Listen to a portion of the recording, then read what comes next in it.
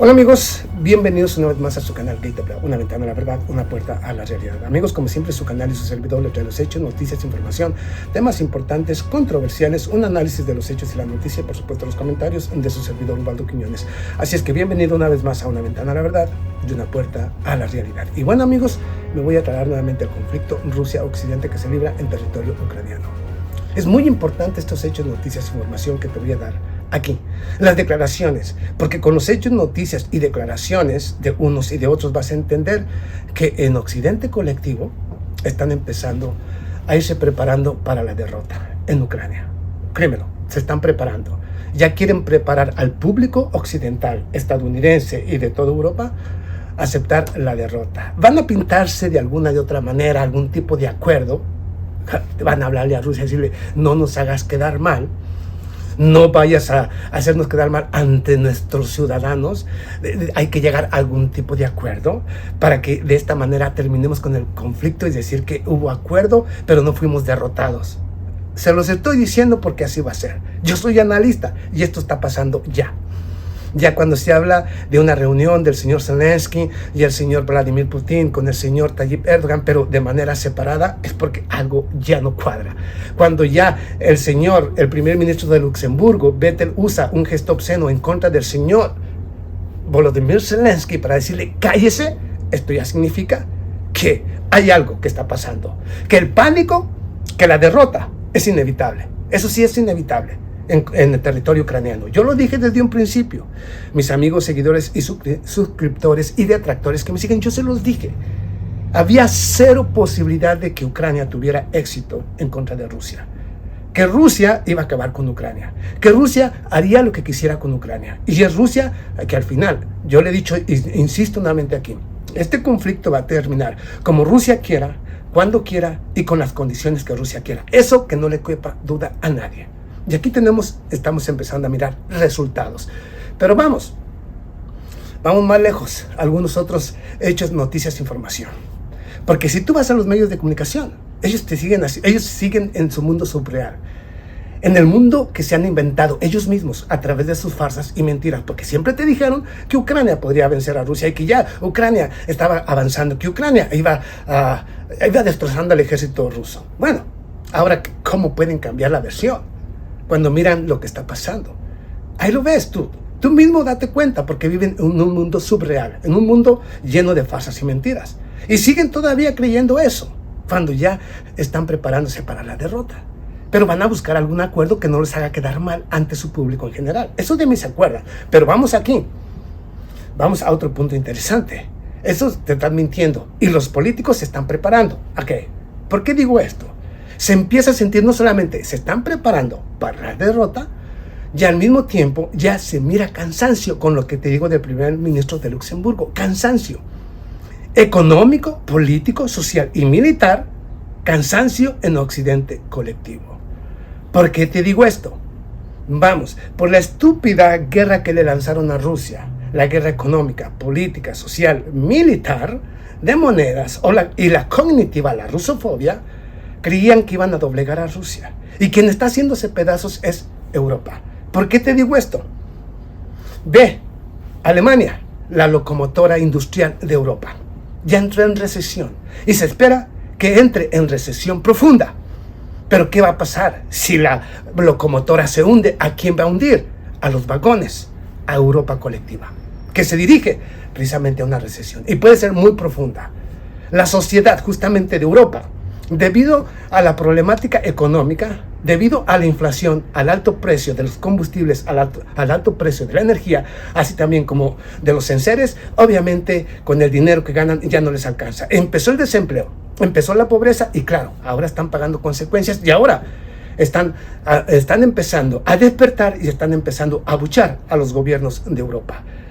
¿Por qué te digo esto? Porque los gobiernos de Europa ahora buscan, antes de que termine justamente periodo que tienen como primer ministros, saben que si en estos momentos no actúan, van a sepultar a su partido y a su gobierno, y que perderán prácticamente la confianza del pueblo. Entonces, ahorita ya les surge acabar con este conflicto, o de lo contrario, se van a sepultar políticamente. Fíjate, hay muchas cosas jugando alrededor, pero ahora vamos.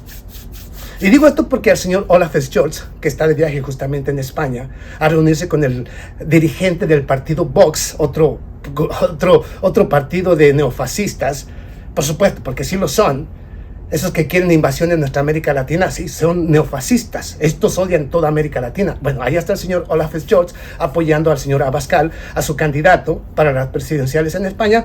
¿Y qué hicieron los españoles? Abucharlo, decirle que era un mentiroso, un asesino, y que era un iniciador de guerras por lanzarle. Claro, él respondió. Pero bueno, eso no importa. Pero para que veas cómo el cansancio del pueblo, de los pueblos europeos ya se está empezando a notar. Y cómo ellos están empezando a notar que esta guerra fue absurda y que al final está perjudicando a ellos. A ellos. Pero fíjate otra estupidez peor. Que todavía el señor Jens Stoltenberg, secretario general de la Organización del Tratado del Atlántico Norte, que se ha reunido justamente primero aquí en la región cerca de Rusia, cerca de Ucrania, hablo de Moldavia, se ha ido reuniendo en diferentes regiones, ha sido un llamado también a Bruselas y sigue insistiendo en que hay que incrementar el presupuesto militar. Mientras que van a dejar de invertir en escuelas, hospitales, apoyo social, educación, no, vamos a dejar de invertir en eso para invertir en armas. ¿A quién va a beneficiar con las armas? Al complejo militar industrial de los Estados Unidos. No al de ellos, sino al de Estados Unidos. Para que vean la estupidez que hay en Occidente, o los gobernantes occidentales. Y en lugar de invertir, como lo dijo el señor Josep Borrell, quisiéramos invertir en carreteras, en escuelas, hospitales, pero no, tenemos que apoyar a Ucrania. El pueblo que se vaya a la mierda. ¿Para beneficiar a quién? A Estados Unidos. Seamos congruentes, señores. Pero bueno, nomás para que veas, cansancio, pánico, terror y miedo. Lo dije. Aquellos que no han visto, reitero nuevamente aquí a mis amigos, seguidores, suscriptores y por supuesto detractores, vaya a mirar. En estos momentos, desde este pasado 1 de junio que llegó el señor Scott Rieder, que estuvo un mes en Rusia, vaya a ver las entrevistas que le están haciendo. Vaya a ver lo que dice el señor Scott Rieder referente a Rusia. Un mes y viajó a diferentes localidades, a diferentes ciudades. Y vea lo que dice Scott Rieder. Yo lo dije ya en un video. Que las sanciones económicas en contra de Rusia han sido un fracaso y que Rusia está creciendo como la espuma, económica, política, social y militar. Que en Rusia no existe un anaquel vacío, que hay de sobra producto y a un precio muy accesible, que el rublo se ha convertido o se ha fortalecido demasiado dentro del mercado y fuera del mercado. Que en Rusia hay construcción en todas partes, solamente se ve construcción y gente movilizada. Que Rusia puede movilizar 1 millón de personas si quiere, porque todos quieren enfrentar a la Organización del Tratado del Atlántico Norte.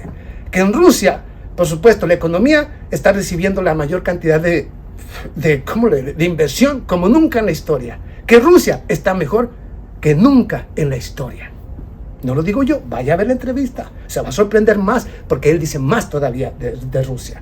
Que el ejército ruso, en estos momentos, es el más preparado y el más fuerte de todos sobre el planeta. No lo digo yo, vaya, mi detractor. Si cree que yo le miento, vaya a verlo. Estamos hablando, Scott Rieder, vaya al señor Douglas McGregor, que son patriotas americanos, pero que están diciendo la verdad, guste o no, a los demás. Pero bueno, ahora vamos algunos hechos, noticias, información y luego te doy las declaraciones. Aquí, municiones incendiarias quemaron posiciones de las Fuerzas Armadas de Ucrania cerca de Avdiivka. La artillería de las Fuerzas Armadas de la Federación Rusa dispararon municiones incendiarias esta noche, 3 de junio. Hablo pues de la noche, no de hoy, pero de la noche. 3 de junio, la artillería de las Fuerzas Armadas de la Federación Rusa dispararon municiones incendiarias en contra de las posiciones de las Fuerzas Armadas de Ucrania cerca de Avdiivka. Las informaciones indican que una gran lluvia de bombas incendiarias cayeron sobre las posiciones del ejército ucraniano. Las pérdidas son serias, así también como hubo pérdidas de tanques, blindados y camionetas de transporte. Alguna fue destruido. Esto es lo que está pasando allá. Independientemente de lo que te digan los grandes medios de comunicación. Yo siempre he dicho que los ataques de Ucrania en contra del territorio ruso son con drones que no tienen ningún impacto real, que no afectan en absoluto, ni económico, ni militar, ni social, en la vida de los rusos, porque son totalmente esporádicos. Esto no afecta en absoluto el poderío de Rusia. mientras que Ucrania está siendo destrozada. Por eso yo no hablo de esos incidentes, porque es un absurdo. Eso se lo dejo a CNN, MSNBC, BBC y Fox, que tienen que hacer una fiesta, cuando por ahí algún dron logra impactar en alguna región rusa. Cuando un tanque ruso es destruido, pero nunca hablan de cómo ha sido destrozado el gobierno o el ejército de Ucrania. Lo dije yo reiteradamente aquí, lo dijo Scott Ritter en Bakhmut. La trampa que les tendió Rusia en Bakhmut, murieron 75,000 soldados ucranianos. 75,000 es verdaderamente una de las batallas más sangrientas de toda la historia. 75,000. Y ahora, ahora Ramzan Kadyrov, digamos, las fuerzas especiales del señor Ramzan Kadyrov de Chechenia han sustituido a las fuerzas justamente de la empresa Wagner del señor Prigozhin, y las fuerzas Akhmat están empezando ya también a limpiar el resto de las regiones que pertenecían a la ciudad de Bakhmut, y están avanzando, están limpiando. ¿Qué les dije yo? Que les advertí que las próximas ofensivas, las supuestas ofensivas por parte del ejército de Ucrania iban a ser en Kharkov y por supuesto en Zaporozhye. Y es en Zaporozhye donde ya iniciaron algunas hostilidades, y es donde está empezando Rusia a utilizar este tipo de armamento, armas o bombas incendiarias, ¿ok? Así es, la batalla de posiciones continúa en el sector de Svatov, al frente. La lucha posesional continúa en el sector de Svatovsky, del frente, donde las tropas rusas avanzan activamente en el oeste de Kusenovka. ¿Ok? Así los estoy diciendo. Todo es a favor de Rusia. Las Fuerzas Armadas de Ucrania no ocultan el hecho de que Krasov ya será entregado después de Artemovsk. Las Fuerzas Armadas de Ucrania no ocultan el hecho de que Chazov Yar, que es otra región, será entregada después de Artemovsk, que viene siendo Bakhmut. ¿Lo ves? O sea, ¿qué hay que agregarle a eso? Ellos lo están aceptando. No pueden. Vamos a retirarnos. El ejército de Ucrania está finiquitado. Lo he venido diciendo. Pero ahora vamos a las últimas declaraciones, que todavía son más estúpidas. Y ya te di todo un panorama del por qué ahora ya están buscando alguna manera de llegar a algún acuerdo. La visita que realiza el señor a Vladimir Putin y el señor Zelensky a reunirse con el señor Tayyip Erdogan, que volvió a ganar las elecciones y que es un aliado de Rusia. Por conveniencia, porque él solamente va a donde le conviene, pero por conveniencia esto favorece enormemente a Rusia, a Vladimir Putin. ¿Y a dónde van a reunirse? No frente a frente, sino de manera separada. Van a ir justamente a Ankara a reunirse con el señor Tayyip Erdogan para que inicien el proceso de conversaciones de paz, según ellos. ¿Y qué le dice el señor? Justamente lo que te acabo de decir, que le dice al señor Zelensky, que se calle el hocico, y hablo del primer ministro de Luxemburgo.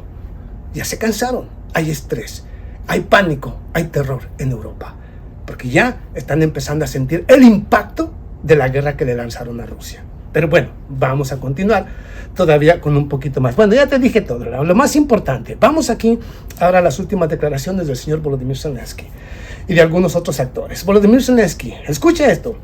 Ucrania está lista para lanzar la tan esperada contraofensiva. Está lista, dice él, la tan esperada contraofensiva. Lo dijo al Wall Street Journal, al periódico, a este medio de Wall Street Journal. La operación podría infligir una enorme cantidad de bajas al ejército ucraniano. Él está aceptando que esta contraofensiva podría ser un baño de sangre para su ejército. Para que veas la estupidez tanto de Zelensky, que está siendo empujado por el Departamento de Estado. Y ahorita te digo por qué. Una enorme cantidad de bajas en las tropas ucranianas. No puedo decirles cuándo exactamente comenzaremos, pero no podemos esperar meses. Según él, ¿ok? Rusia, lo dijo él, no yo, Rusia tiene superioridad aérea. ¿Tiene superioridad? Tiene una fuerza aérea que si quisiera acabar y arrasar con toda Europa, tendría con qué hacerlo. Señor, no diga tonterías. Y usted ya no cuenta con aviones, ni tiene superioridad en de nada. Si es que no se los envían, claro.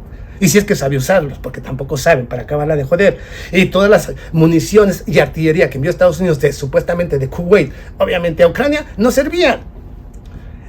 Y ya han endeudado tanto a Ucrania que muchos de los analistas y no analistas han dicho ya lo que su servidor les dijo, que por el bien de Ucrania, la deuda que ha adquirido es tan descomunal que le convendría más a Ucrania desaparecer como Estado.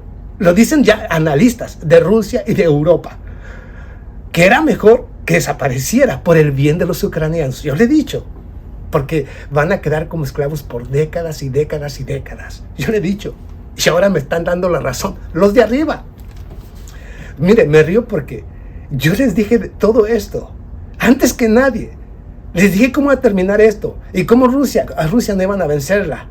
Querían una guerra frontal, saben que una guerra frontal la perderían con Rusia. O sea, están empezando a entender algo que su servidor ya les había venido advirtiendo con mucha anticipación. Y lo que he dicho una y otra vez se ha cumplido. Pero bueno, vamos a dejar aquí. No sabemos cuánto durará. Tendrá diferentes variaciones totalmente diferentes. Enfatizó que necesita una defensa aérea más fuerte. Y aquí va. Aclaró que el sistema de misiles Patriota de Estados Unidos es único en el mundo capaz de defender de cierto tipo de misiles rusos, ¿ok? Y sabe qué ha pasado con la empresa justamente que fabrica los misiles Patriotas, han caído hasta en un 17%. ¿Por qué? Porque no pudieron defenderse de los ataques de los misiles rusos. Precisamente por eso yo les dije que esto a Estados Unidos le iba a tener graves consecuencias, porque los que miran el conflicto, los que analizan el conflicto, que son los gobiernos, se están dando cuenta que las armas de Occidente han sido un fracaso frente a las armas rusas.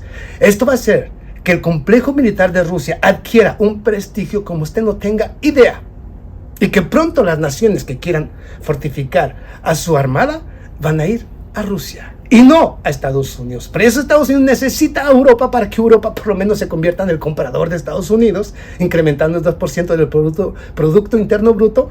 Aunque no se construyan escuelas ni hospitales, el mundo se esté yendo a la mierda, lo importante es que el complejo siga ganando. Y por eso quiere reconquistar América Latina, para tenerlos dominados y enviarle su chatarra a nuestra América Latina y a Europa, y de esta manera seguir vigente como una gran potencia. Necesita lacayos, necesita patio trasero, necesita colonias. En Rusia no. Pero bueno, aquel que lo quiera entender, bueno. Pero vamos aquí a lo que dice el señor Víctor Orbán, ¿ok? No hay ninguna posibilidad, y lo está diciendo ahorita, está viajando por el mundo, no hay ninguna posibilidad de que Kiev pueda triunfar, ¿ok? Kiev será derrotado. Él lo ha dicho una y otra vez. Víctor Orbán, el primer ministro de Hungría, y advierte justamente que lo más importante es buscar la paz, terminar con el conflicto, exigir que se detengan las hostilidades, y luego, cuando se detengan, sentar y buscar la forma de dialogar y entregarle a Rusia las garantías que necesita. Yo le he dicho una y otra vez. Pero hay alguien congruente: Bosic de Serbia, y por supuesto el señor Víctor Orbán, justamente de Hungría. Y ahora se encuentra también de viaje por allá en España y dice mucho bla bla bla. También les dice que mucho bla bla bla, pero no hacen absolutamente nada. Él mismo afirmó que si no van a enviar al ejército de la OTAN a luchar en contra de Rusia, entonces esto se tiene que detener. Pero también advierte que si envían al ejército de la OTAN, esto va a terminar en un conflicto nuclear. Todos lo hemos dicho. Y ahora vamos aquí a lo que dice Antony Blinken después de lo que dice el señor Volodymyr Zelensky. Antony Blinken advierte que un alto al fuego puede beneficiar a Rusia, y esto lo está diciendo, ¿sabe dónde? Justamente en Finlandia, en Helsinki. En estos momentos se encuentra en Helsinki y está diciendo que Antony Blinken advirtió que un alto al fuego, cuando dijo el señor Joe Biden que querían congelar el conflicto. Algo que tampoco Rusia va a aceptar. Yo dije, no lo va a aceptar. Rusia va a continuar haciendo lo que tiene que hacer. A ellos les conviene para darse tiempo, pero obviamente Rusia tiene que hacer su trabajo. Antony Blinken advierte que el alto al fuego puede beneficiar a Rusia y no creará una paz duradera. Por supuesto que no, porque ellos van a instigar a la guerra. Donde lo dijo en Helsinki, ¿ok? Ahora, en las próximas semanas, dice el señor Antony Blinken, ahora en las próximas semanas y meses habrá algunas naciones, ¿ok? Algunas naciones que pedirán el alto al conflicto. y en la superficie sería sensible, atractivo.